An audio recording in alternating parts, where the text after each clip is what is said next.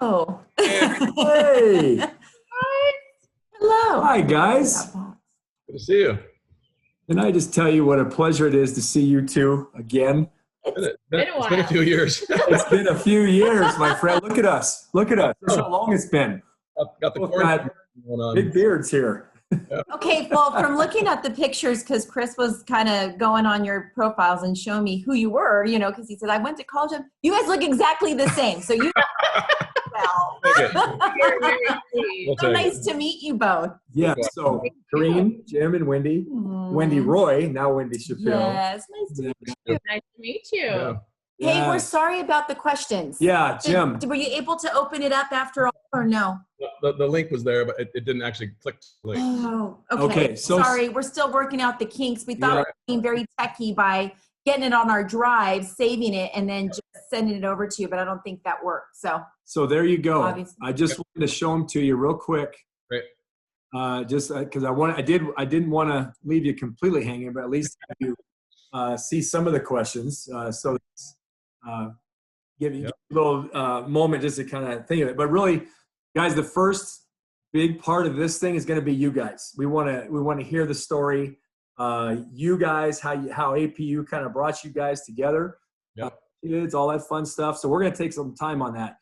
And I wanted to ask you guys, because you have the adoption story with your son Kai, and would love it. And I just want to know if that's okay if you guys get into that too, and how that came to be. Yeah. Sure. Yeah, for sure. Awesome. Yep. And our Kai's not here. Otherwise, I'd have him meet. Is he high energy? Because our son. Oh my goodness. Yeah, he is on like 24-hour Red Bull. The kid just doesn't. So it must be the name. It is. Oh dear. Yep. That was a mistake. So that'll be it, and we'll spend the first part of this thing talking about that, and then Jim, we'll get back into your history and all wise, and we'll start with you in high school, and Sure. Kind of talk about who inspired you along the way, kind of thing. So one of the questions is going to be like, who are your mentors and role models? So you could talk about those guys. Get into college, and then obviously we're going to have your story, so that's going to be a big part of the first part of the deal anyway. But yeah, talk about playing ball in college, and then even post college, right? Because then you go on and play a little bit after college. Nope. Oh, okay. Started coaching right after my senior year of college. So. Okay, all right. I thought you had a year there where you went like did some semi-pro or something like that. Yeah, NFL, Super Bowl type stuff. It was. Because this we'd be in a whole different platform if that was the case. Very true. We'd be in the Sports Center showroom right now, man. Okay, I want to talk about your Coach of the Year deal. I think that's awesome. What an awesome deal that was. Yep. So just describe kind of how that year went for you, how you got there, because that was kind of in 2012. You started coaching there, 97, 96, yeah. 96, 97? 94. 94. I as an assistant. Yeah, my head coach for the first year was 97. Okay, awesome. Yeah, I mean, and that's huge. I mean, that's such a great accolade, and so how you got there would be amazing. And then the big takeaway, I think, for a lot of high school coaches, because you know how much we love to fundraise in high school, right? Yeah. And that is you, like that is what you do for nonprofits and all that good stuff. So you just share a little bit about what you do maybe on your end for high school and how you fundraise there. And, and that's pretty much it. And then Wendy, just some questions for you again. How did you prepare yourself for being that Friday Night Life wife after college, as Jim got right into coaching? And how do you, one of the things that Kareem's going to want to ask is, how do you connect with other coaches' wives, and how that looks on your end, and if there's anything you guys do as a couple, but specifically Wendy for you to connect with those other women on Jim's staff, that's great. We love that, and that's something we definitely want to hear about. And then just kind of how you support him along the way, and this might be inbred too in the conversation of how you supported him. What's great too about your story too, Jim, is that you've been at the same school, right, from day one. Right.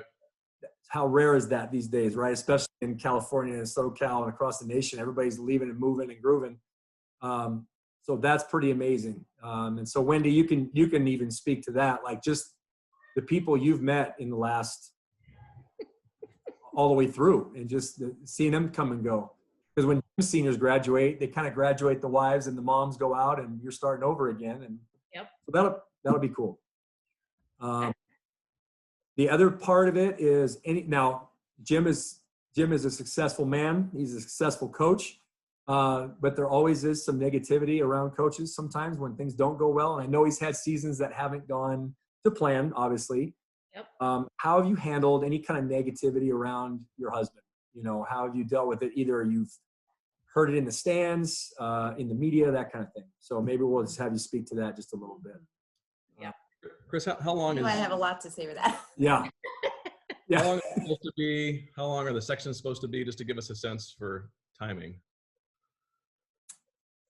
We Yeah.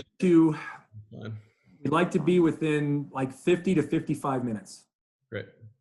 And honestly, if it goes a little bit longer, it's okay. We'll work on editing it down a little bit. So if the conversation keeps going and it's all good, I don't want you guys to have to worry about that. We're thankful for you guys. So if you guys, need to do anything, we're at your leisure here. So. Yeah, no, it's all good. I just want to make sure we're not taking too long in a certain section or whatnot. So you Sure. guys lead the charge. We'll follow your direction. Awesome. Yeah. And Corrine will jump in. Yeah, go ahead. Sorry. Yeah, we're testing volumes and stuff Yeah. like that. That's good. But yeah, Corrine will jump in too, Wendy, if Jim and I are talking too much football, which might happen, right? Corrine might just burst in real quick and with a question for you. So yeah. And sometimes there is, like, if you're touching on something and I would love to get like Wendy's feedback, I may interrupt. So I apologize ahead of time. Go for it. It's just sometimes, yeah. That with me, I get one of the, I get the, Under the table. Yeah. all right. So does that look good, guys? Is that okay? It's great. Good. All right. Well, we're sorry Perfect. about Yeah, that. so The sorry. questions didn't No problem at all. get a little bit more preparation. Yeah. Yep. How's our volume on your end? Everything techie wise looking good? Sounding Yeah, good? we're looking right now. Yep. Because we're zooming, so that's always the fun challenge of the tech. But yeah, no, I think you guys are good. Great. Okay. Awesome. All right, so what we'll do is we'll just kind of I'm gonna bring you in. I'm gonna try to be as radio show hosty as I could possibly be, and I'll kind of welcome everyone back to the Friday Night Live podcast. I will introduce you guys as my dear friends from college, and we'll go very briefly. I'm gonna kind of bio you up a little bit, Jim. I just give you a little bit of what you gave to me as far as your bio in football. Yep. And then we'll jump right in, and then Corrine will jump in with the family story, and then we'll go from there. Sounds good. All right. All right. All right. Here we go. Make sure we're set here. Okay, welcome back to the Friday Night Live podcast. Special guests tonight are some dear friends of mine from the APU days. So we want to welcome in Jim and Wendy Shapiro. And this is via Washington. This is the second longest Zoom call we've had. Yeah. We've had one in Florida, but you're number two going up the coast to Washington. So Jim and Wendy, it's so good to see you guys again. It's been way too long, I know, probably since college. Yep. Because Jim, when you guys married and then right up to Washington, right? Was that right away? Yep. I transferred out and we got married halfway through my senior year of college. So she was a year ahead, already done. So yeah, it's been a while. It's been a long time. Yeah. Well, welcome.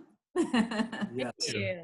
Good to We're be glad to have you guys, and so it's so good to reconnect with former teammates, former classmates, and to see you guys again. You look great. Karina mentioned this. Yeah, you guys don't look like you've aged a day. Yeah. Okay. We'll get into the Shapiros being grandparents. Now, anybody that's watching this on YouTube would look at you guys right now and go, I don't believe it. there's absolutely no way. But yeah, we'll get into the family in a second. But Jim, you've had a long-standing career at King's High School in Seattle, Washington. Right out of college, got into coaching. You've been there for 27 years, 24 of those as a head football coach. Love your mission statement, by the way. Our mission is to build champions while pursuing championships. And man, does that play out as far as what you've done there and who you are. Your teams, under your guidance, have made the quarterfinals 10 times, the semifinals once, and you got an opportunity to play for a state championship up there in 2012, which we'll get to a little bit later on in the podcast as well. But I believe, and this might be one of your most proudest things, you guys have been academic state champs for 12 years. Yep. That's awesome. Yeah. Very good. So a journeyman at King's High School. I think it's awesome that you've been there that long and you've been at one school, and that is absolutely amazing. So we'll touch on that too as we get into this thing. But anyway, guys, welcome again. We're so glad to see you, ladies and gentlemen, the Shapiros. So we're going to take it away. I'm going to let Corrine kick it here. Well, I just want to know how you guys met and how you got together, because I know you guys went to APU together with Chris. So how did your stories begin there? Well, it started with an upperclassman. I was a freshman at APU, living in my dorm room on the first floor, and this sophomore girl kept walking by. but actually, the reality, I think, was we met actually in the training room. She was an athletic trainer. I was a football player. And so we had a lot of interactions just there in the training room. That's kind of our first moment. Oh, well, the truth be told, my roommate dared me to call him and ask him to come watch TV with us. So I did, and he brought a friend over because he was a little scared to come by himself, this girl's room. Yep. And we ended up talking and kind of went from there. Yeah, it was a Saturday night. So she invited me over to watch Saturday Night Live, and I'm this scared freshman getting this phone call from the sophomore girl, going, "All right, I got to bring a wingman." So I grabbed somebody from the hall and went over and we hung out, and we talked all night, and it just really hit it off. She was from the Northwest, and we had a lot in common, and obviously very pretty. And there I was, an 18-year-old, and there she was. So it was a really good start to our. So Smith to Adams Hall strikes again, right? Yep, exactly right. Great story. So let's let it be known. Who was that wingman? Who was that guy that helped? It was actually Steve Earle was his name. He's a good friend of mine. He actually works at Biola University now. I ran into him because my son goes to Biola now. So I got to see Steve after about 20 plus years. But good old Steve Earle came on over with me and hung out, and then he left early while I hung out late. So. Oh, that's great. That's great. What now? So after college, how long was it before you guys got engaged? Yeah, so we got married halfway through my senior year. Okay. Actually, I left Azusa Pacific after my sophomore season, right there in the January mark, and I transferred to Pacific Lutheran University. Wendy stayed at APU and finished up her college degree, and we dated for a long time. Got engaged your graduation night, in essence, or the weekend you were there for APU graduation. Yep. Nice. Proposed down at the Santa Monica Pier and got engaged, and then the following January 8th, 1994 was a pretty sweet spot of life for me, because we'd won the national championship my senior year at PLU on December 17th, and then January 8th, a few weeks later, got married. It was the best 30 days of my life, really. What a banner season right there. That's awesome. Most of our relationship was long distance. We did a lot of phone calls, a lot of trips back and forth, but most of it was long distance. Yeah, good test. You tested our love, and it was proven. So pretty cool how it started. Awesome. Yeah. Awesome. So getting married halfway through senior year, graduate, both you graduate, and then the family starts. And when did the family actually start in for you guys? You can take that one, dates and times. It's pretty quick. Well, our first daughter was born in 96. So we got married in 94. So our second son was born in 99. So we don't waste much time. Yep. Yeah. Good. Great. Yep. Been young parents, which makes us now hopefully younger grandparents, because our daughter has two grandbabies, one that's almost 2 and another one that's a couple months old. So wonderful. we started reaping some of that benefit right now. Yeah. And where does your daughter and your son-in-law live? They live close by. They're about 15 minutes away, so we get to see them a lot. Oh, that's Perfect. great. Awesome. Perfect. They're over here So a couple nice. times a week hanging out, and we get to hang out with the kids. So Yeah. that's a huge blessing. See, we have our kids at Kareen's parents' house right now. Yeah. They're right down the road, 5 minutes away. So nice. Do they come over and just drop the kids off and say, "Mom, Dad, see ya. We're heading out."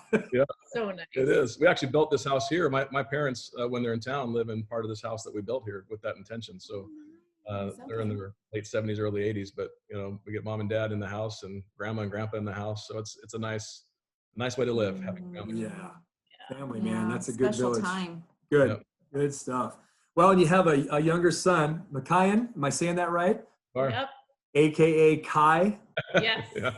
Love it. Watch him on Facebook often, just seeing him dance and do his thing. And that's, I show Kai, I bring my son Kai in. Kai, look at this, man. This kid's name's Kai. He's about your age. Yeah. So he just has a ball. But Kai is your adopted son. Mhm. Oh, how did that come to be? Tell us a little bit about that story and how Kai came into your lives. Yeah. Go ahead. Take that too. Kai is our fireball for Yeah. sure. So when our kids were little, we joined a little family mission trip to Mexico, and we would go in the summer down to an orphanage down in Mexico, and we'd spend a week or a little longer there with some other families, just loving the kids and doing some stuff in the community. And I think once you see the need, you can't unsee it. So when we got home, our church happened to be starting an adoption agency. And so we said, we can do something. So we got involved with that.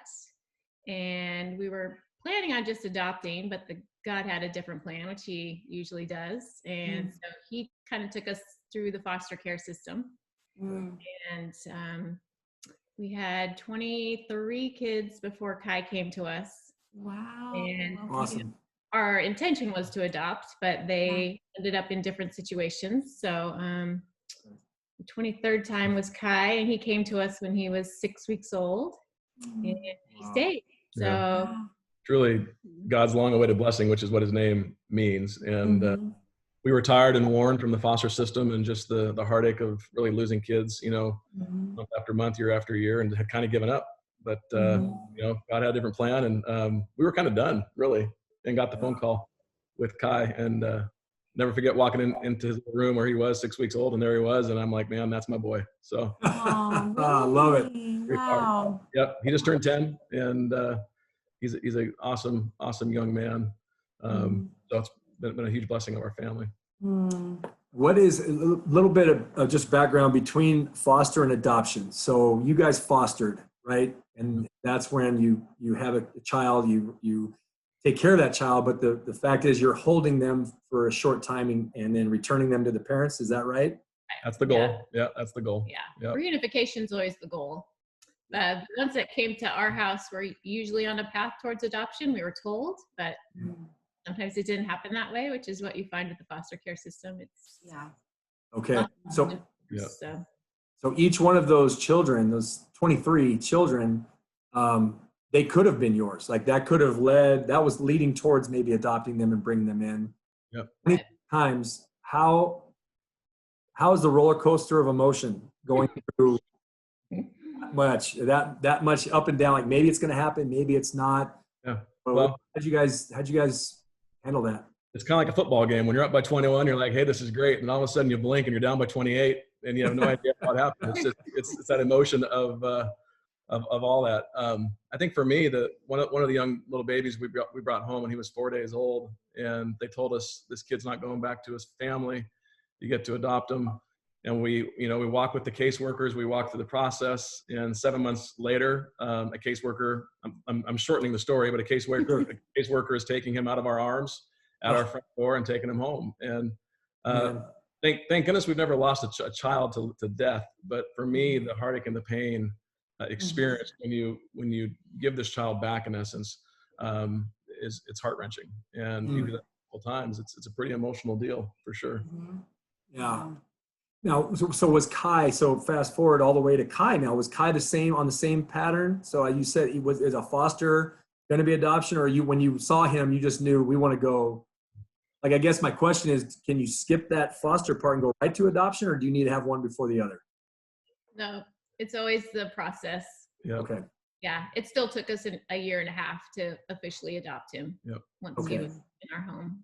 Yep. Okay. So he came home as a foster child, unknown if he would be placed back with mom or dad.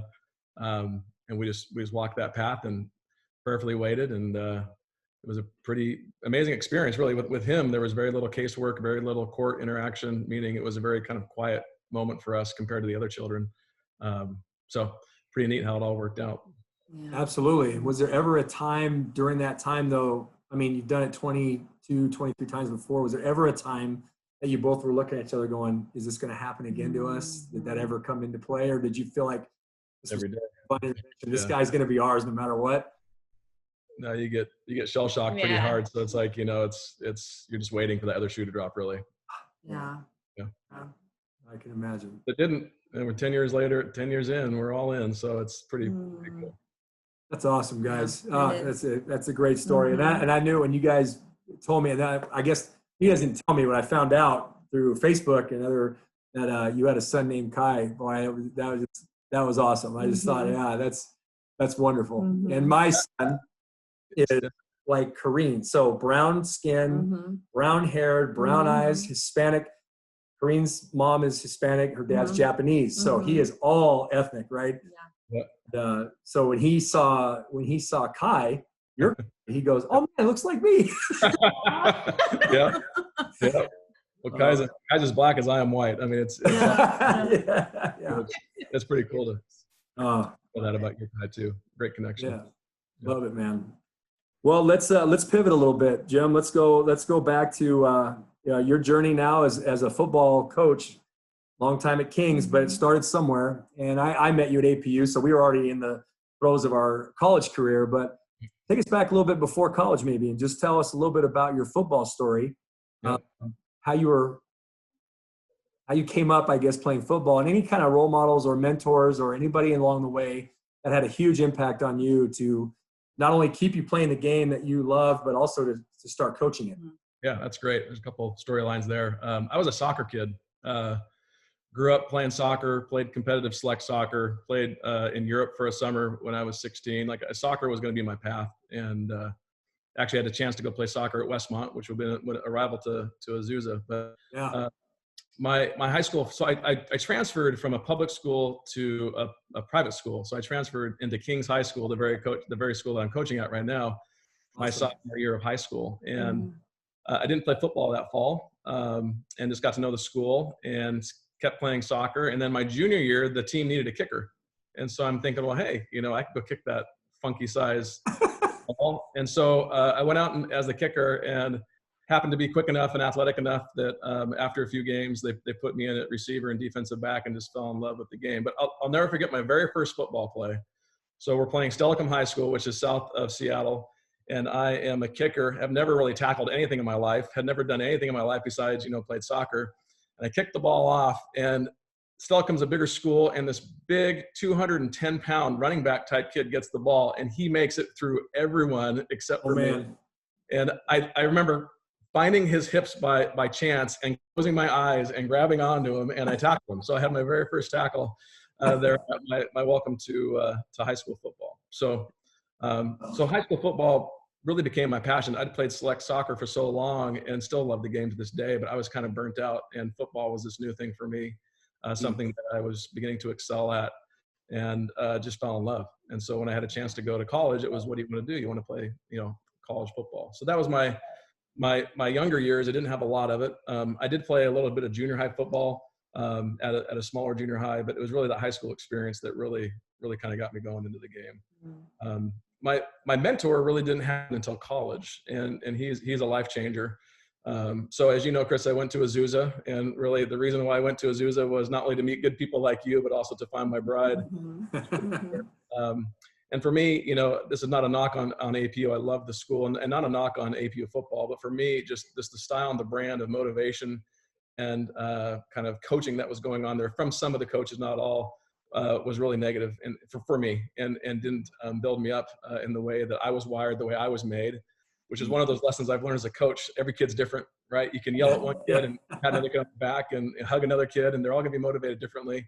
And for me, my APU experience was one that kind of tore me down, at least with a coach or two that I had some interactions with. I entered APU as an all-state receiver. I was an all-state receiver here in the state of Washington, AP all-state, and fastest man in Washington, I hear. Fastest man there, I swear. And so, long story short, go to Azusa and feel the need to transfer. And coming out of high school, I was recruited up here in the state of Washington by a handful of schools. One of them being Pacific Lutheran University, which was coached at the time. I had no idea who this guy was when I was 18 years old. But I found out, having played for him, was coached by a guy by the name of Frosty Westring. Yes, and if sir. you Google Frosty and you look up his history, he's one of the all-time winningest coaches in college football history for any division. He's up there with some of the big names that you would hear in college football. So I ended up transferring to Pacific Lutheran because they were one of the schools that had recruited me out of college.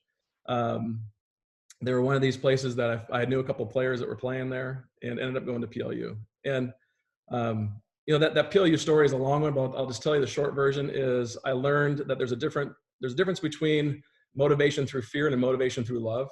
Sometimes that's tough love.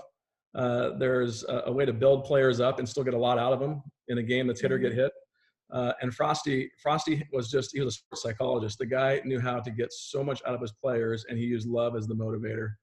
And my greatest story up there was one of my very first practices. I was used to getting yelled at the previous university, and I go to PLU and I get to the practice field, and I'm in line to catch footballs. We're just kind of warming up, and I go across the middle and I drop the first football.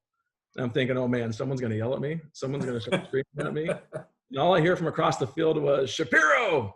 I'm thinking someone's going to yell at me. And it was Frosty. He's like, hey, just catch the ball. All right. So I get back in line. That's simple coaching advice, right? Just catch it, right? Catch it. I get back in line, and guess what? I dropped the second one. And I hear this voice get closer to me. And I'm thinking eventually this guy's going to lose it on me, right? He gets closer to me, and he says, hey, Shapiro, don't worry about it. Just catch the ball. Oh, man. I get in line the third time. I drop it again, and I finally feel this hand on my shoulder. And he says, Shapiro, you don't need to be afraid anymore. You don't need to be afraid anymore. Just catch the ball. And for me, that was that trigger. I don't remember ever dropping a football again. I'm sure I did. Yeah.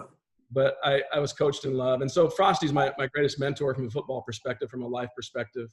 He taught us so much about just being positive, encouraging, and he took average football players and turned us into a national championship team. It was amazing. So yeah, man. That's a long version of my story, but that's and great. I wanted to coach beyond that. So that's why I keep coaching today, was really to honor Frosty and his legacy. Absolutely. And he wrote a book. I read one of the first books I read, Jim, coming out of college and going into coaching, was Make the Big Time Where You Are. And yep. By that, I was given that book by my dad. And I thought, okay, great. Well, who's Frosty Westring? I'd heard of Chuck Noll and Bill Walsh, and I heard all these. I knew who these big time coaches were. I didn't know very many college coaches outside of our coaches. So Frosty Westring. And once I read the book, though, that has been kind of like, I don't say it all the time, but if I'm ever talking to someone who's disheartened, doesn't like where they're at, that I bring that up, and I just use that. It just kind of comes right away. And it was such a good book, powerful book. By a powerful man. So you got to play for that guy, and that's awesome. Life-changing for sure. Wendy, real quick, did you athletic training in APU, did that start in high school for you? Was that something that was kind of on your radar, maybe professionally, or did you get involved in that in high school a little bit, or was that just at APU? No, I didn't. I just always loved sports. I wasn't super great at sports myself. Didn't go on after high school to play college sports or anything, but knew that I wanted to be around sports. So it seemed like a great major, and I loved being an athletic trainer. I loved doing that for a major. After we got married, we had kids pretty soon, so I haven't used it much aside from taping up my own kids, but but it really was a fun major. Oh man, good. Wendy, I was just going to ask and I guess this question could be for you too, Jim, but at what point did you decide, Jim, that you wanted to be a high school football coach? And then Wendy, what were your thoughts on that when he made that decision? And then for you to both move up to Washington. So from APU, right? So you guys moved up there after you got married? So our marriage journey, I was at PLU. She'd actually graduated, was in Portland, Oregon. So we got married in Portland, already in the Northwest, after our Azusa PLU experiences. But for me, honestly, I felt like I started playing football so late. I just caught that passion for the game, that I wanted more of the game. And then I also realized all the things Frosty had taught me in less than 2 seasons, I really wanted to pass on to the next generation. So I think in my mind, it was like, was I going to be a youth pastor? Was I going to, go into business?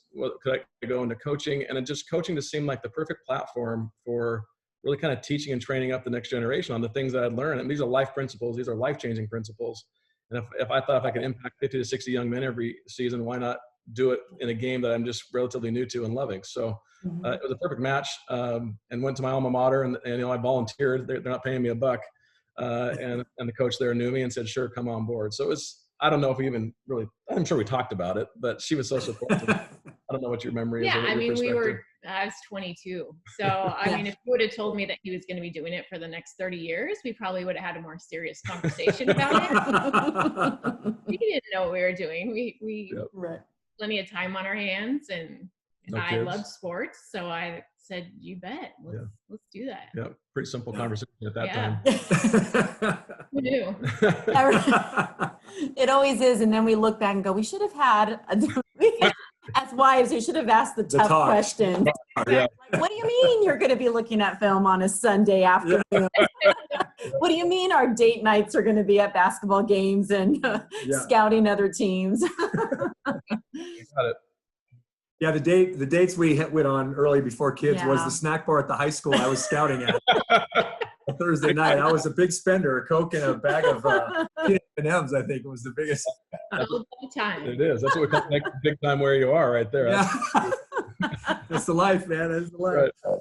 Oh, well, that's great. Jim, wonderful legacy that not only you were coached under, but you have left, and you have left it. You said 50 to 60 boys a year. Now, I can't do math that quick, but multiply that by 27 years, Jim, and I can imagine you have impacted I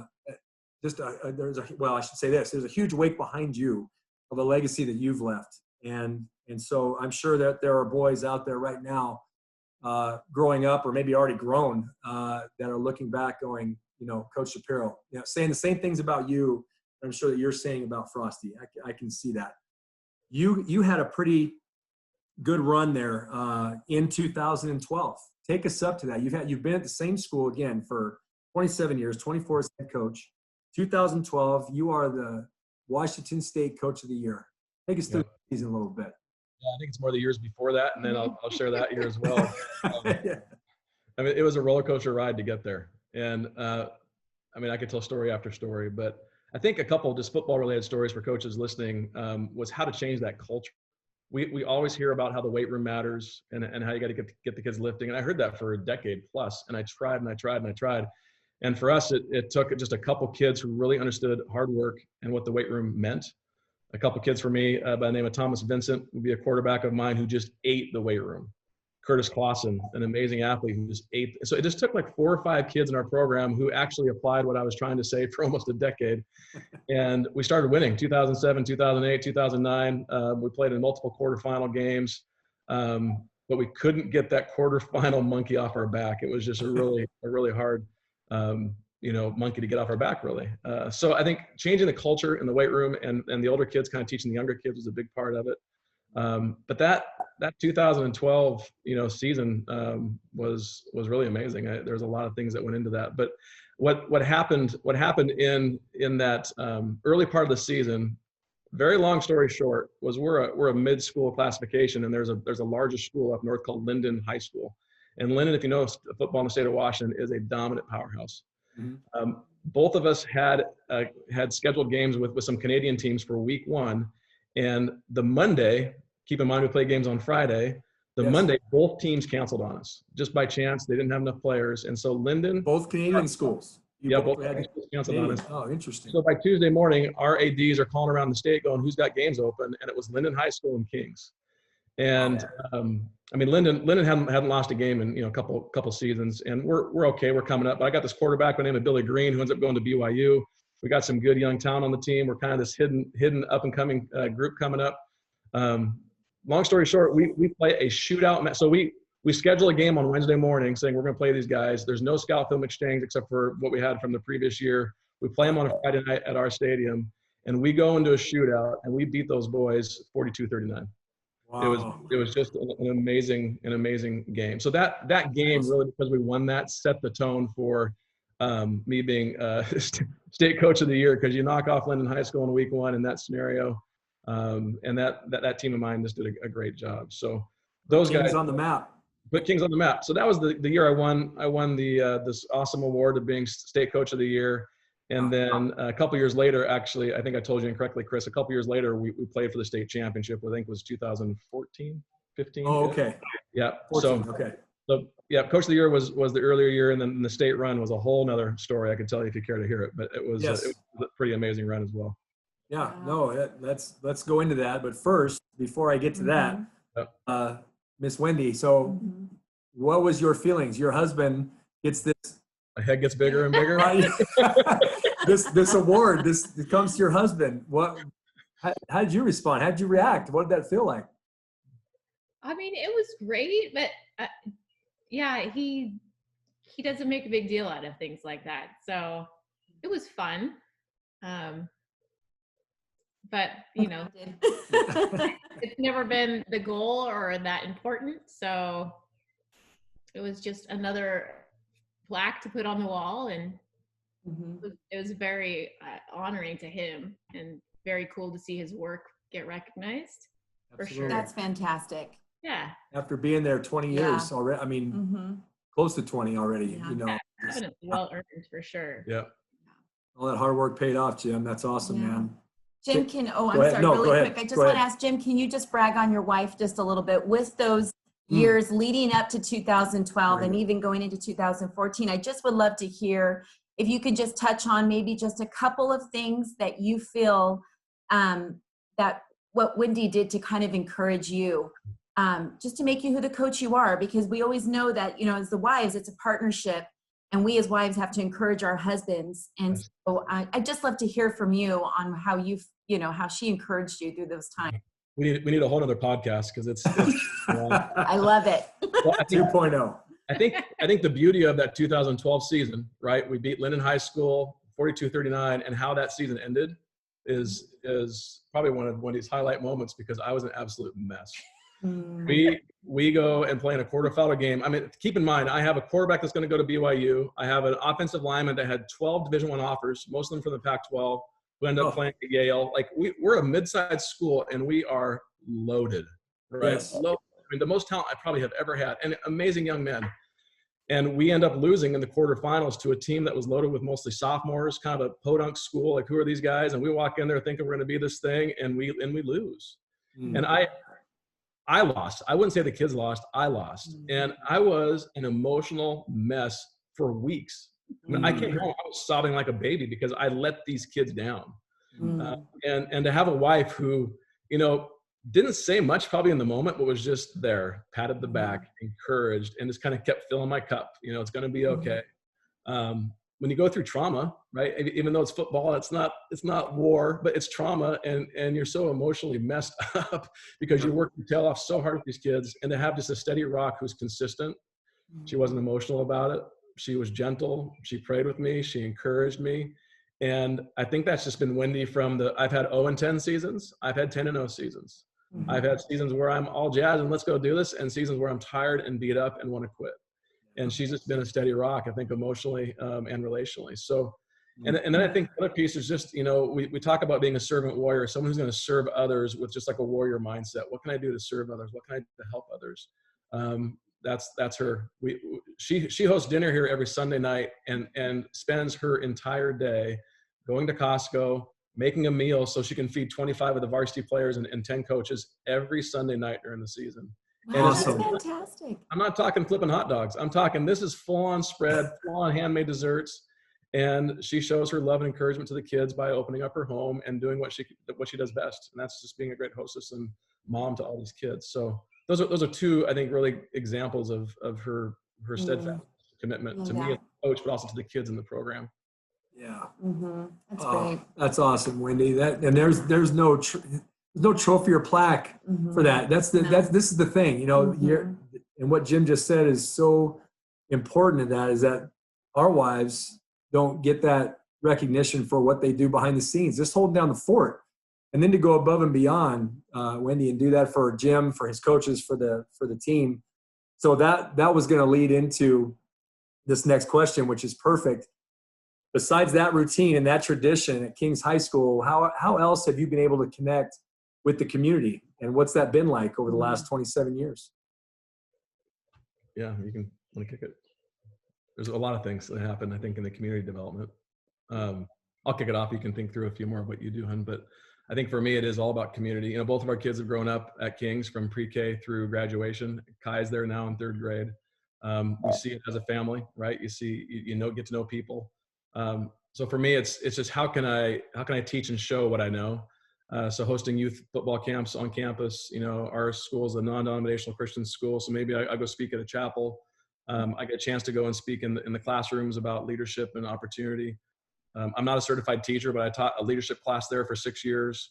So just speaking as much as we can into the community in ways that we can. And Wendy's, I mean, very connected and does things with other moms, but you can maybe share or two of things that you do as well. But I think from the beginning of our marriage, we are really on the same page for most things, so we don't fight very much. But we were realizing that during football season, we would have these conflicts because I would feel like I wasn't a priority, and he was so wrapped up in football that his time would be there and I would be at home. So we started from a very early stage in this career that it was going to have to be a family thing for us.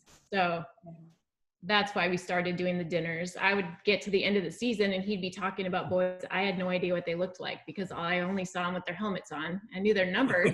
I wouldn't be able to pick them out of a crowd. So we decided that by having dinners, we could get to know the boys at a different level and they could get to know each other on a different level by, hanging out together. So we started doing that. And then just, I think, being involved in the community, going to their other sports. We'd go watch the boys at their basketball games or their track meets or other things, just to get to know the families. This was before even we had kids that were at the school.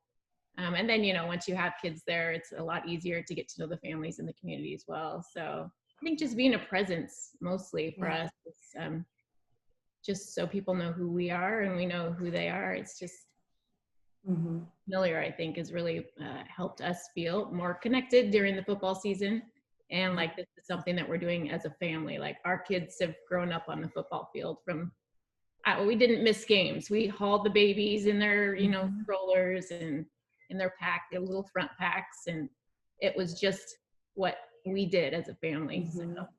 Yeah, I mean, that's a good point too. I think I've coached 250 plus games. Yep. She maybe couldn't attend 3 or 4 of them for whatever. I mean, literally, we even had a dog before the babies, and she would have the little dachshund in her pocket. She'd take the dog, and then we'd have babies. She'd have a baby. It's like, and she was toting these kids around, and just, I mean, wet, awful Northwest nights, and there she is.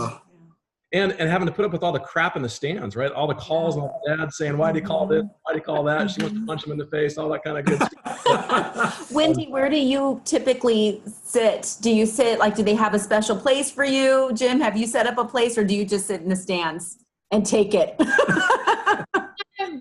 I kind of started out down with all the people, but during some of those rougher seasons, I kind of moved up the stands. So I do sit at the top now, kind of a little bit more away. I'm not super good at being able to just flush that. I take it very personally. I'm a little mama bear on that. So it's better for me if I can just sit back a little bit. Yeah. You got your roll of athletic tape. Right. You just sneak up on it and go right around. And Totally.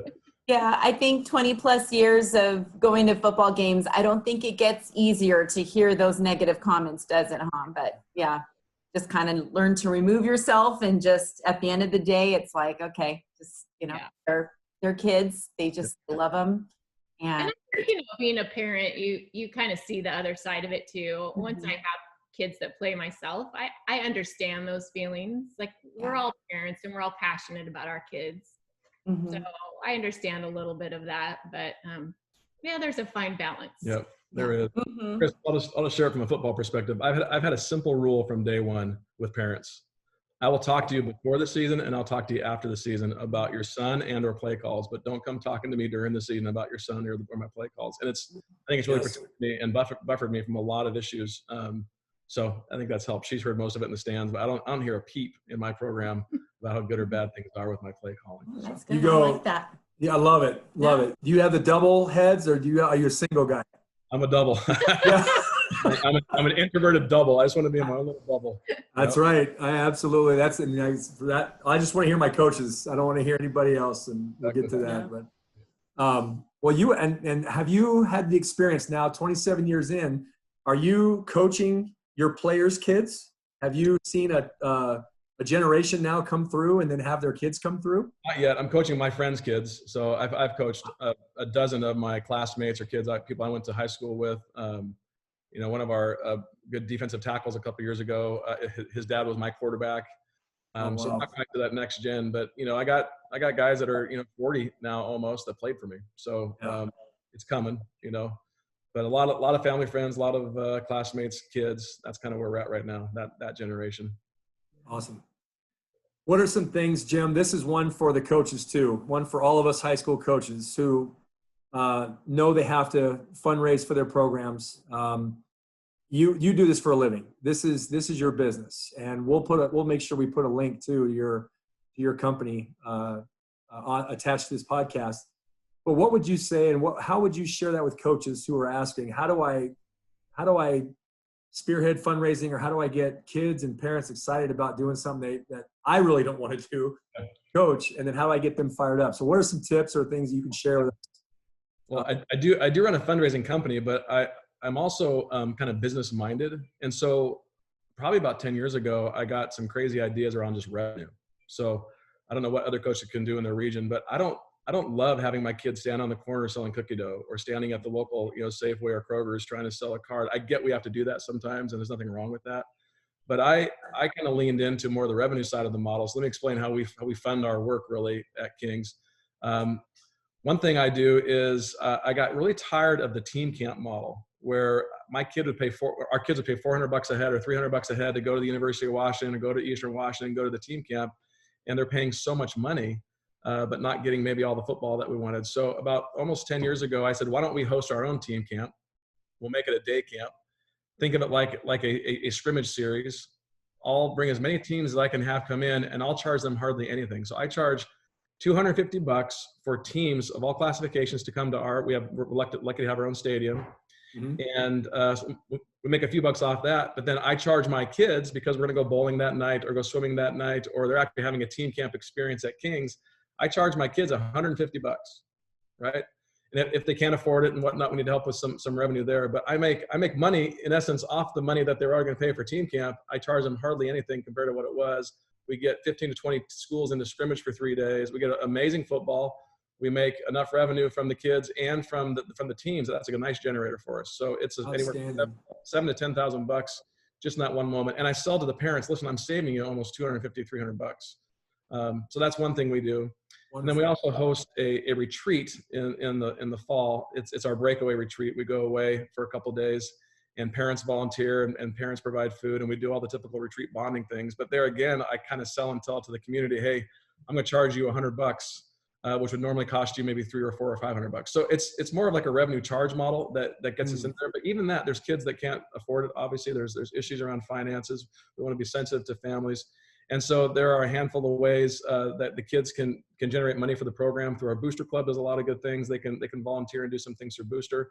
But we have never had to do the cookie dough or the stand on the corner of Kroger's. Awesome. I would say this, just if you're fundraising, I'll put my fundraising hat on for a second. Let's go. I think for any coach to find a few key supporters in the community. I'm not talking some agenda-driven booster member. I'm talking someone that really cares about kids, really cares about football, really cares about community. Fundraising is all about what I call major donors, those few supporters that can write the larger checks. You're going to spend more time trying to sell cookie dough than you would to maybe have a few phone calls or conversations with people that can write you $1,000 or $2,000 check. So those are my thoughts. At the end of the day, though, I want the kids to work. So, and work towards things. So they volunteer for my youth camp. They do a lot of volunteerism and things that's not attached to money, but I'm not trying to steal the work ethic piece from them. I want them to be involved in the community as well. Awesome, man. Yeah. And so let's quick plug for the business. We're going to go to find Jim Shapiro, fundraising expert.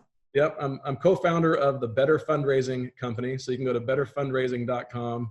Work with charities, churches, schools, folks that are really trying to generate revenue for their mission and their purpose. So look me up, Jim at betterfundraising.com. There you go. There you go. Go find it. And then is that nationwide? Like you have corporations and people that you work with for our nonprofits all over the country? Yeah. Think of us like a fundraising Sherpa. We're going to guide you up the fundraising mountain. We have clients in Atlanta, Toronto, and they're small and large organizations. So we started out serving specifically small to medium-sized charities, but we work with organizations of all sizes now. Awesome. Thanks for that, Jim. Sure. Good. Very good. Okay. So I just wanted to ask really quick, Wendy, what is your game day routine getting ready for the Friday night game? Do you have anything specific that you guys do or leading up to it? Well, like we said, Jim's parents live with us usually summer, early fall. They have a little apartment over our garage. So it's kind of our tradition to head to the game together. If it's a home game, we have a restaurant that we go to every single time. Nice. If it's away, we just find one in that area. But we drive to the game together. We have dinner together. We go to the game together. Kai loves being down on the field, of course. He loves the locker room more. So he loves to be with the guys as much as possible. So now it's pretty much just me and the parents that go. Yeah. And then if they've already gone back to Arizona, it's just me and the other wives. Yeah. Yeah. So, How do you connect with the other football coaches' wives? Do you guys get together at all or anything? yeah, that's been different throughout the years. I've found a lot of the times the coaches' wives don't come to the games. Mm-hmm. Because we're a private school and we come from such a wide area. It's not like a community event like I wish it was. So a lot of the wives take that time to do something for themselves, which is also great if they're not football fans. Mm-hmm. Right now we've got a lot of young coaches, which is nice. So we've got a lot of young married people on the staff, which is fun. So we've tried to do like dinner together at least once or twice during the season before the game. But yeah, it just kind of depends on the season and what the flavor of the wife connection is. So. Yeah. Wendy does a good job of kind of loving on the moms and the wives in certain ways. You know, if someone has a baby, she'll give a gift, and this kind of be that. Again, kind of football mom. She's just a caregiver, you know, from making dinners for the boys to reaching out maybe one-on-one more than anything else. Mm-hmm. Wonderful. Okay, what's your big game day? Like if you, like one of the championship games that you played at, like what do you guys do after? Do you guys have like a routine that you do after the game? Just the two of us? Or just She won't see after. me.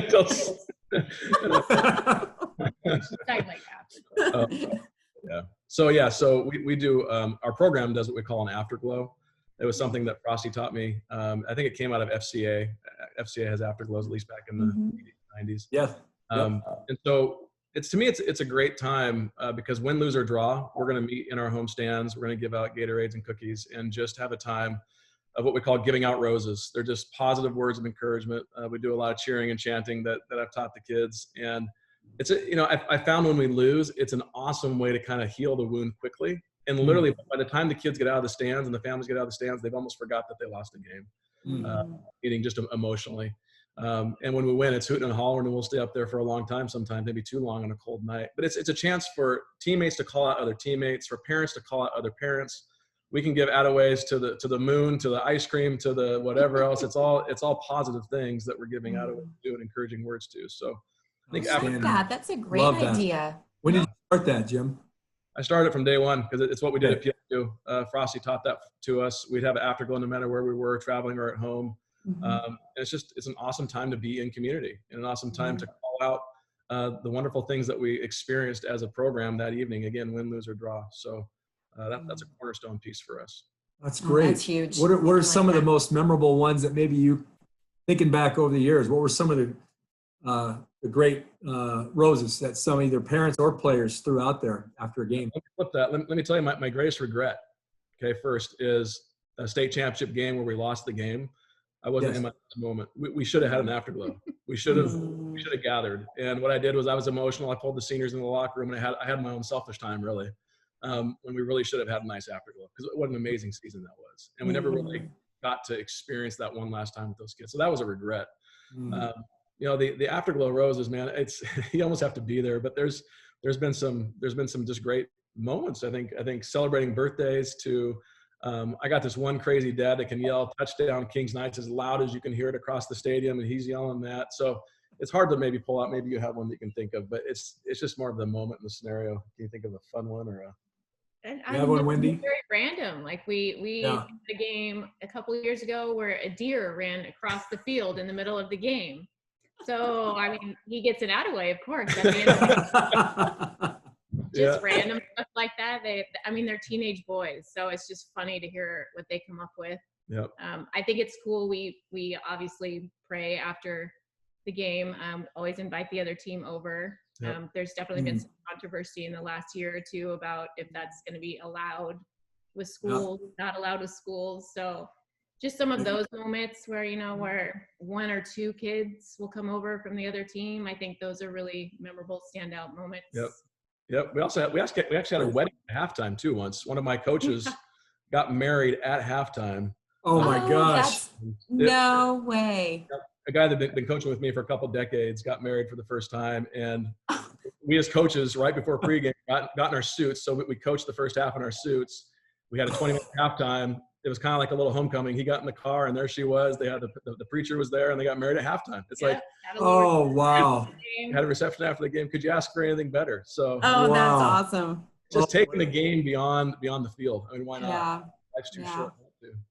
Oh, I'd love to get a picture of you guys coaching in your suits. I got one. I'll send it to you. Oh my heavens! Oh, that's great. Does the wedding? You guys stayed in your suits. I imagine the rest of the game, right? And then just. We did.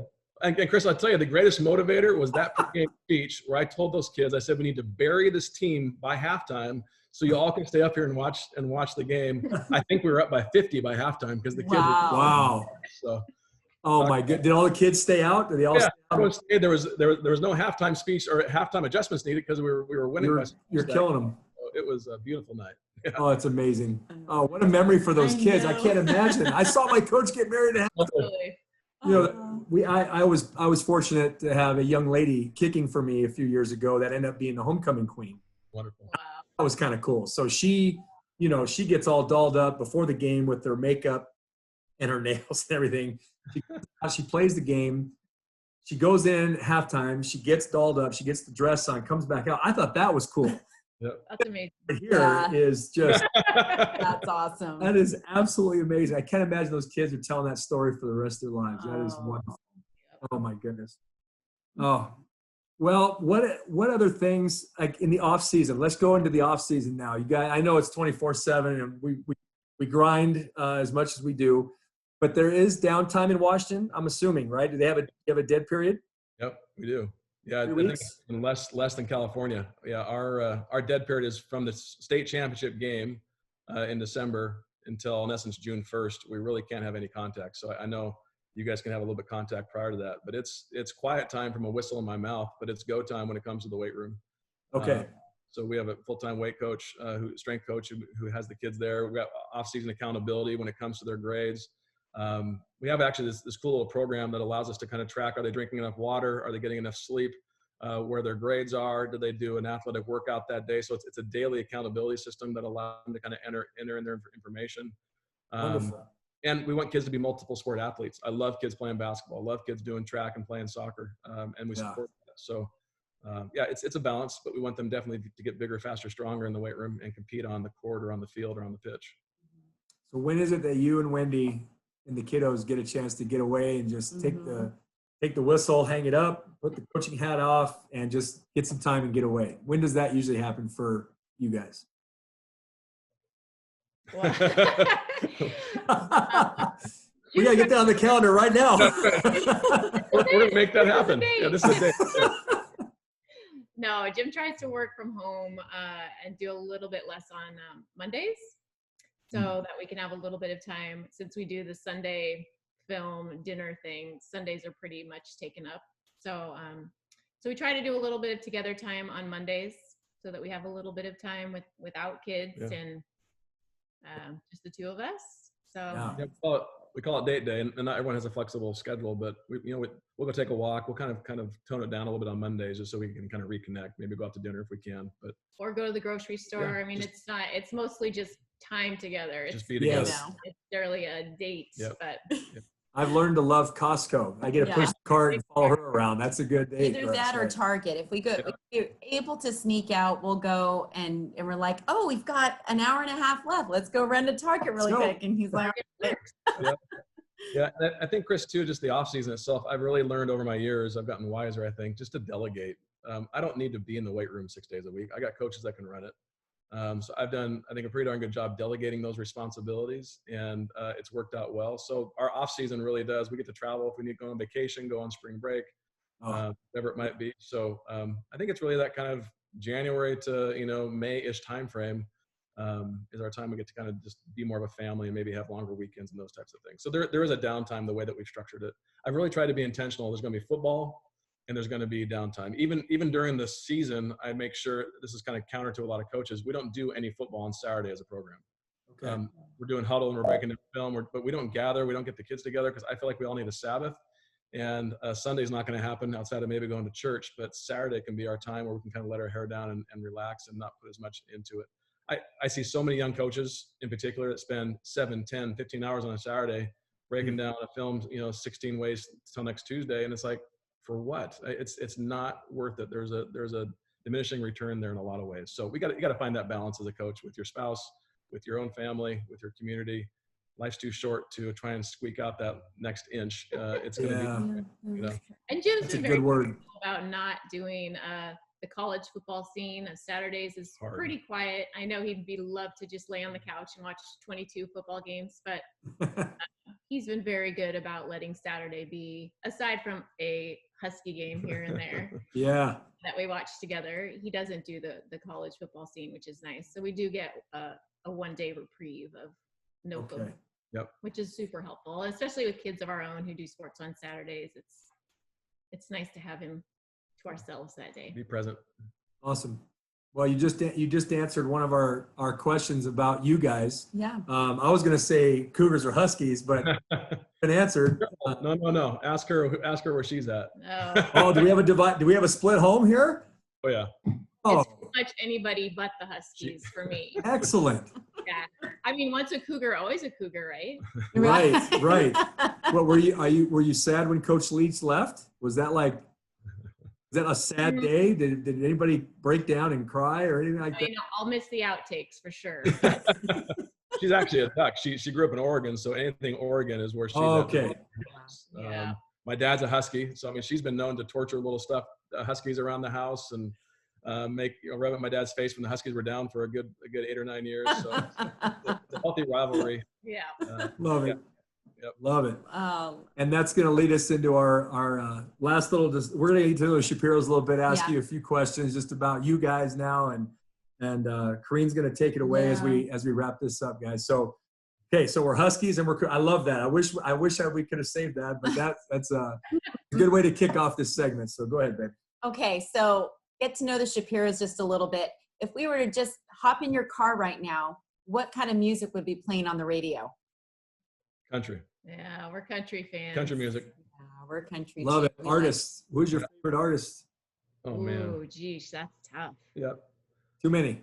I mean, I think we've been to, so concerts are one of our things. We love to go to concerts. We've been to Lady Antebellum. We've been to Dan and Shay. We've been to, we actually we went to, really, really lucky to go to Australia for our 25th anniversary and saw Keith Urban in Australia. So it's, right? Man, in his home country. Oh my goodness. It was a highlight. So we love country music, really darn near any performer. Awesome. So if we went back to APU, would we be listening to country in your car if we got in the car? No, it was all old school AC/DC, Scorpion, Iron Maiden, and you might even hear AC/DC blaring in the bathroom when I'm taking a shower every once in a while. So. Okay, favorite family vacation? Mm, Hmm. good one. Either that you like to go to if you have a certain place that you like to go to, or maybe just one that stands out to you. Well, we love going east of Eastern Washington. There's a place called Chelan. It's a lake. It's different. It's drier desert with some nice hot weather and some water. So that's a nice local vacation. I think it sounds cheesy, any experience in a tropical place with our family. Yeah. We live in So we get a Seattle. fair amount of cold weather. So pretty much any place sunny. We try to hit Arizona for spring break, See my get a parents. little bit of sun. We took a family cruise one time, Awesome. and that was probably one of our more fun trips. There's just something for everybody, so everybody had such a good time. Which cruise did you guys take? We did one all together with Jim's family in Mexico. Did the Mexican era. was fun. But we've done a few in the Caribbean. Nice. Good time. Yep. Okay, family song. You guys have an anthem that you guys would best describe your family? A song that's Oh, that's I a don't think tough we have an answer to question. that. No, I'd have to ponder that Yeah. one. No off the cuff answer on that one. no. I'm sure it's country. Whatever it is, it's some country Yeah. song somewhere. Yeah. Okay. No, that's it. Yeah. Do you guys have a song? family What's your anthem? song? We might steal yours. Do you have an anthem or a song? We have a couple. We love Africa by Toto. Yep. Anytime we're on a long road trip, that's the first song we put on. Okay. And lately, the yeah. kids have been into Queen. We've kind Just of recently. introduced them to Queen. Nice. Oh, nice. Bohemian Rhapsody. You can hear the Stevens family going down the freeway. Bohemian Rhapsody. Love it. The kids love it because Dad sings in the high falsetto in the chorus, and they just Beautiful. That's so great. we have a good time. We have a good time with that. Yeah. Yeah. That's cool.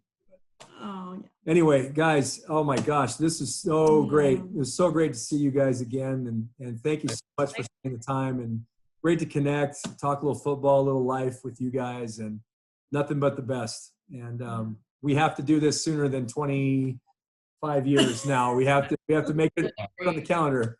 Yep. Yeah. We'll get the two guys together and have a party one of There these you go. days. Yep. We might just put them in the room together, sit on the couch. That might just be the entertainment for the night right there. And turn the video camera on so we can Yeah. document the experience. Well, guys, thank you again. We're going to take one quick picture, if you don't mind. We're going to do a little quick Zoom or a quick Zoom picture. And then as we get closer to putting this out there, we'll connect with you guys again. And just let you know it's coming up. Great.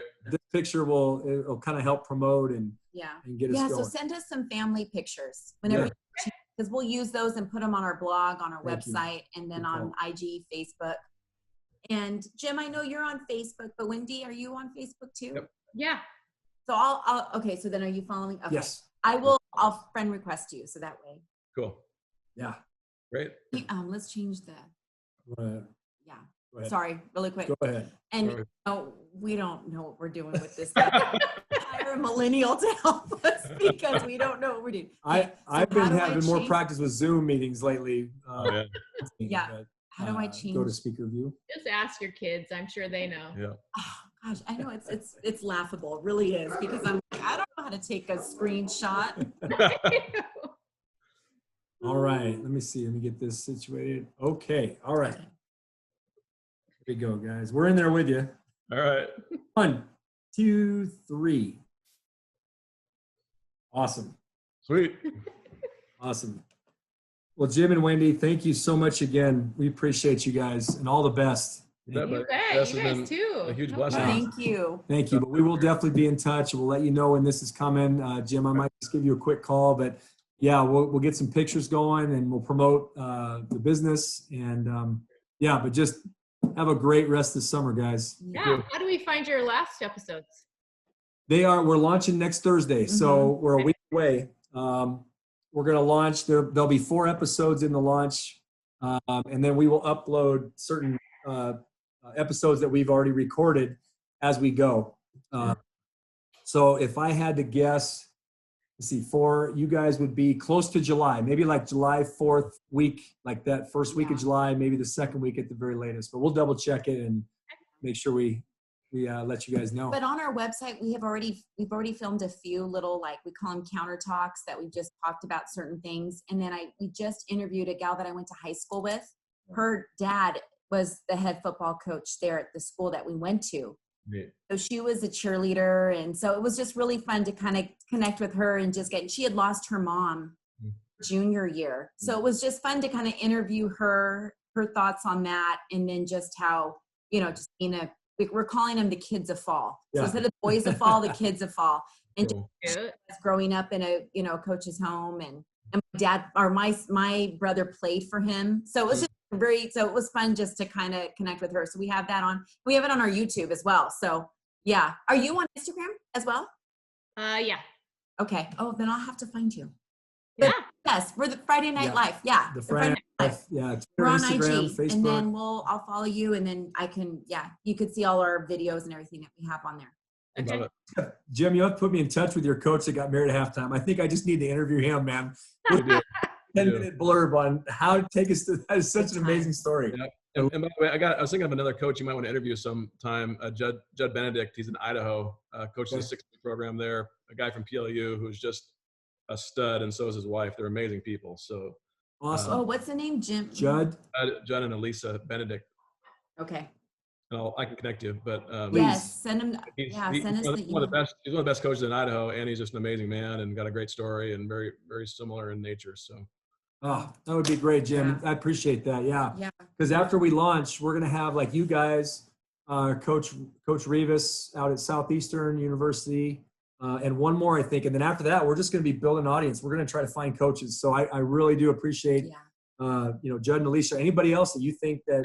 I know a handful of guys I'm thinking that are just, good quality men that are married and have been doing it for, 20 plus years. So Awesome. just feel free to reach out to me and ask. I can at least make connection. So Will do. That'd be great. Will do. Yeah. Next time we talk, when I call you, when your episode's getting ready, I'll get back. What made you guys decide to do this? That's another episode. It was really, it was something that's coaches' wives have been on my heart for years. And that's why I love gleaning from other wives, because even just what you shared about having the football players over on Sundays, I'm like, that's such a great Awesome. idea. I need to start doing that. Yep. But I don't know if you know this, but yeah, I don't know if you want to kind of chime in. I had a tough fall last fall. It's been a rough 7 months. It's been tough. Yeah, not gonna lie. We had long story short, we had some situations happening in the locker room. And so Monday and Tuesday, there were some thefts. And this obviously goes back a few years about trying to get help in the locker room. Attendant, security guard, somebody to come through there. My first year there at Chino Hills, they had a guy that would come in 6th period and would sit in there all period. Well, he left and they never replaced him. So again, fast forward, we had some issues this past fall, and on a Wednesday, week 7, so it was probably about midway through the season, freshmen are getting ready for practice. We don't practice till late in the evening on Wednesday evenings. It's kind of a change it up practice. This freshman got into some shenanigans in the locker room. I'm sitting at my desk, so I'm there. But they were my boys, for whatever reason, were into pantsing each other that year. And we had some incidences that were dealt with by admin. One guy got booted out of the school. There was just some things that were happening, right? It was a lot of stuff going on. So they did it again, and they filmed it this time. And that was the critical piece. So security guard walks in, first day that he's walked in all year, really, day. Yeah. Comes in the locker room. I'm blinded to the boys. My desk looks out a window, but it's to the main locker room. I don't see the freshman cage. Yep. Walks in and says, Coach, like, you need to come get, what's going on. We go out, do the process, bring in the assistant principal, because right away it's filmed, right? So the social media aspect. That was Wednesday. So we go through practice Wednesday night. Thursday morning, after 3rd period, the principal and the AP that did the investigation comes out, grabs me. And so I think I'm going in to tell my side of the deal and how it all happened. And they said, basically, we need you to resign, or we need you put you on admin leave. What? Just like that. Not, hey, coach, here's how you handle it. Because the assistant principal that was in there with that meeting saw everything we did, and he knows exactly how I handled it, and that I don't promote it, hazing or bullying or anything like that. So the principal, brand new guy, came in this year.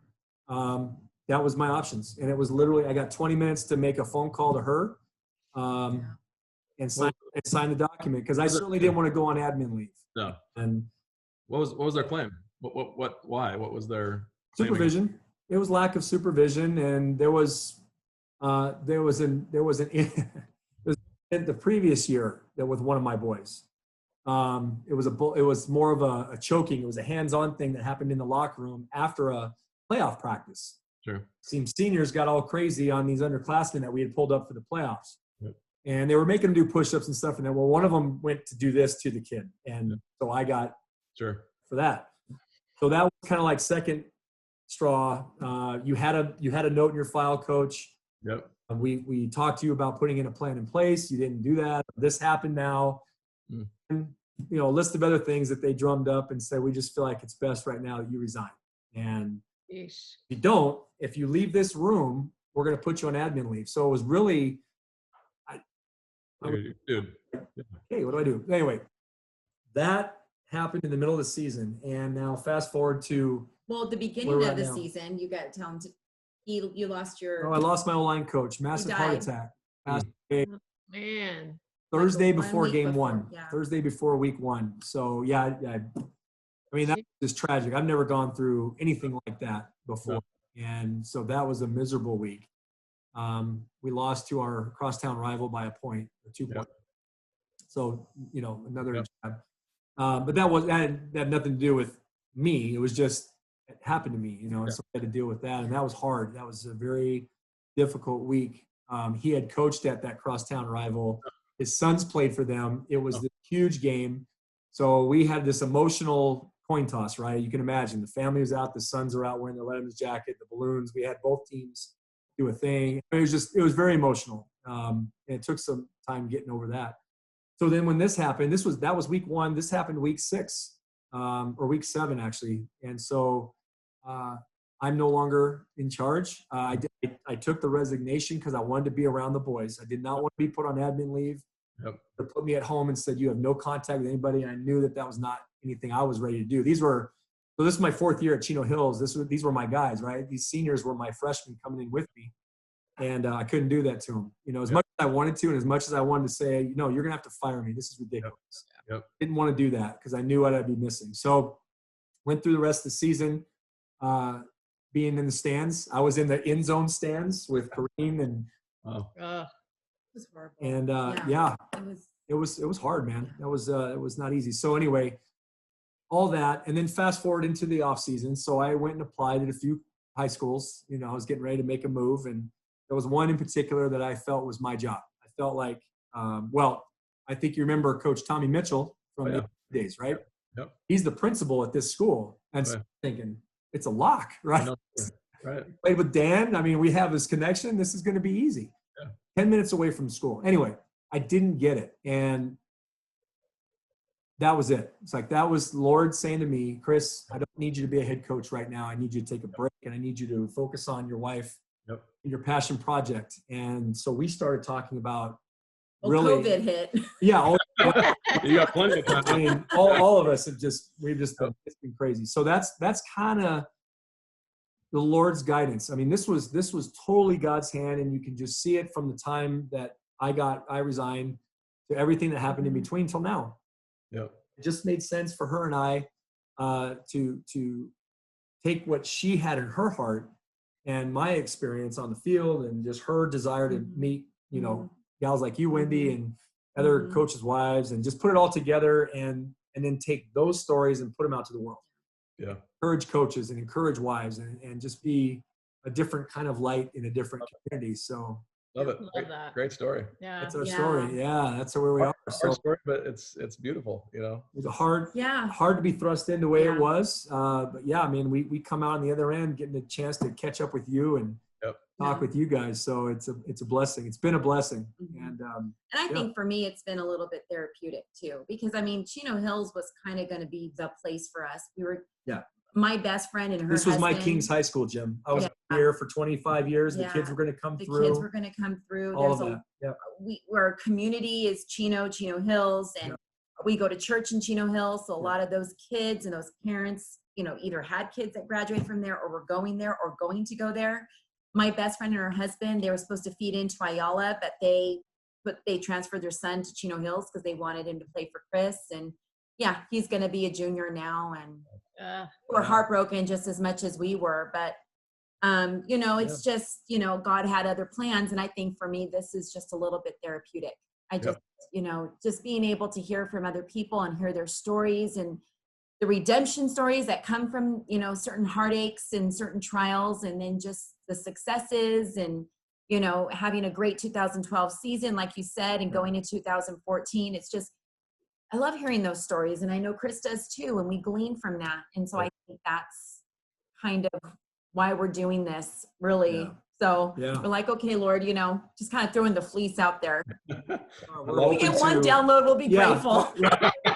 One ear. We're going to get one. We're going to get hopefully the couple we interview, but we're really, we're open to God's will in this. We're not trying to make a lot of money. We're not trying to, you know, get rich off this thing. It's just, it's become a ministry. It really has. And we're calling it a passion project just because it comes from both of our hearts, such a deep place. So, you know, what the Lord wants to do with this. This might last the summer. This might last 10 years. We don't know. And we're just kind of letting God guide and, again, reconnect with great folks like you, and we'll see what happens. Here's a random idea. As you get, you know, 5, 6, 8 couples doing this, and you kind of get in the cycle, have like a little reunion tour, like once a quarter, where you get like, you know, 8 or 10 couples on just for like 20, 30 minutes. Like, what did you learn in the video? What did you learn through the interview? What did you? That's a great idea. We're writing that down. Yeah, it'd be kind of fun because like we're vested, right? We just gave an hour, but we're going to follow you. We're going to probably watch other podcasts and whatnot. You could have kind of a community of just alumni of you, you know? So that'd become a fun twist. That's a great idea. I love that idea. Super fun. Like I'm excited to hear from other coaches and other coaches what they're doing to get ideas from them. Yeah. It's a great idea. And we try to change the questions up a little bit, but the structure is the same. We want to get to know your story, right? We want the couple story first. That's always the thing we'll open with. And then, you know, your expertise is fundraising. So little bits and pieces from each coach who is a professional in a certain, or does a really good job in something. It would take away for the coach, but it'd take away for the wives, and just how we support each other. And that's the main thing, is how we live this crazy football life together, you know, for each other. So we're excited. You know, that's a great idea. Excited for you. A little alumni, Friday Night Life alumni session somewhere down the road. Unplugged, right? Just kind of get people on, have them just kind of learn from each other. But that's a cool. Anyways, I love what you're doing. And we're excited for you. Can I Thank you. pray for you before we go? Would that be cool? Can I pray? Yes, please do. Do it. Lord, we love you. We thank you for marriage. We thank you for football. We thank you for your truth. Lord, I thank you just for the Stevens family and just for what they stand for. And even to hear just the trials and tribulations of 7 to 8 months ago, and to see the beauty that's come out of it. Thank you for this vision. Lord, we pray that it just goes well, that the people would follow, they would listen, they would learn. We pray for our own marriages, that we would just lean into each other and into you. And Lord, for our kids, our Kais, our older ones as well, grandbabies, just all that you've blessed us with, Lord, help us to lead them well. Continue to watch over them and guide them. Lord, we thank you for the game of football, for what it brings. We thank you for marriage and for what it offers. And we just pray your blessing over all the things we have and dreams ahead of us. In Jesus' name, amen. Amen. Amen. Thank you, brother. So much. Yeah. Thank you again, guys. Great. Blessings. All right. We'll talk Take soon. care. Take All care. right, you too. Bye. All right, Okay. bye-bye.